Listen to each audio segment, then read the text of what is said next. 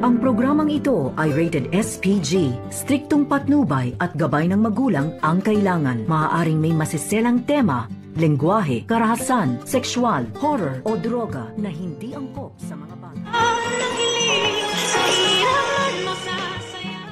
Narito na nga ang ating panibagong latest na aabangan ngayong Lunes sa Abot Kamay na Pangarap. Madidiscover nga dito ni Lynette ang panunuhol dito ni Carlos sa lalaking nagpapanggap na asawa daw di umano dito sa nakaburol na isang babae.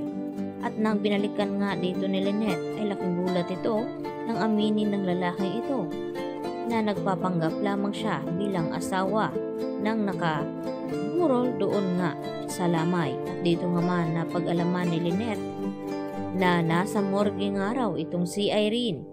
At para matunton ito ni Lynette ay hiningi naman niya itong address kung nasaan daw itong sinasabing morgue. At doon niya nasundan itong kanyang asawa na si Carlos.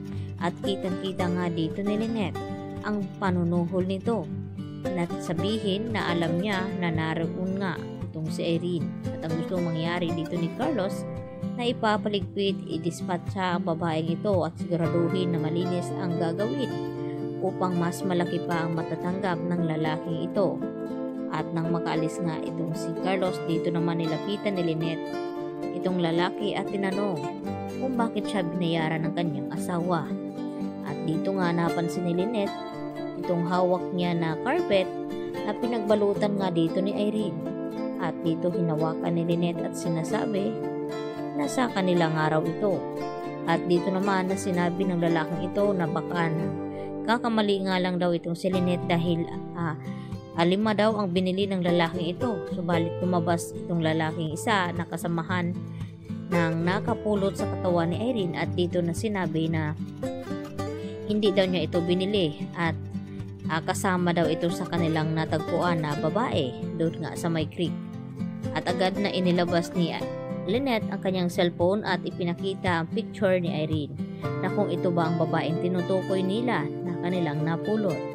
At dito naman na sinabi ng lalaking binata na tama daw po, yun nga ang babaeng iyon. At hinanap ni Lynette kung nasaan. At dito naman na sinamahan sila dahil sa takot na baka makulong ang mga ito, kaya wala na rin nagawa kundi aamin dito nga kay Lynette. Samantala, tinawagan agad ni Lynette itong si Joyce upang ipaalam na natagpuan na nga daw niya di umano itong si Irene.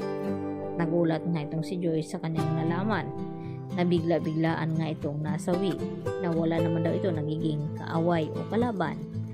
At dito naman napag-alaman ni Lynette na hindi totoo ang mga paratang na sinasabi dito ni Carlos na nababaon na nga raw sa pagkakautang itong si Irene, kaya may marami daw taong naghahanap nito. At dito na kumpirma ni Lynette na talagang lahat ng mga sinasabi ni Carlos sa kanya ay hindi nga totoo dahil sa mga kasinungalingan nito at siya rin ang maglalaglag sa kanyang sarili.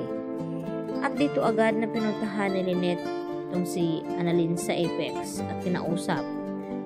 At nalaman nga niya na hindi na nga itong si Irene ang nakaburol kundi iba na dahil nga pinalitan daw di umano agad nila nang sa ganon ay hindi mabibisto itong si Carlos. At dahil nga sa mabigat na ebidensya na nakita nga dito ni Lynette na itong carpet ay wala na rin itong lusot, lalo pat nagtatanong itong si Harry kung anong carpet at anong kulay dahil yun nga ang kanyang nakita nung ito'y pumunta si Harry sa bahay ni Carlos upang tulungan sana ito.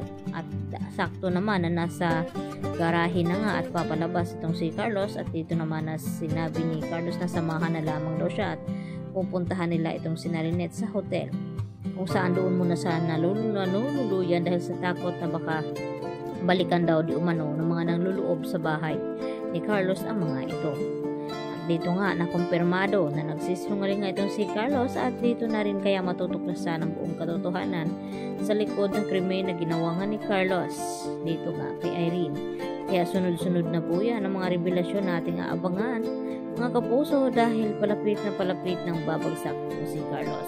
Yan po ating pakatutukan mamaya dito lamang yan sa Abot Kamay na Pangarap.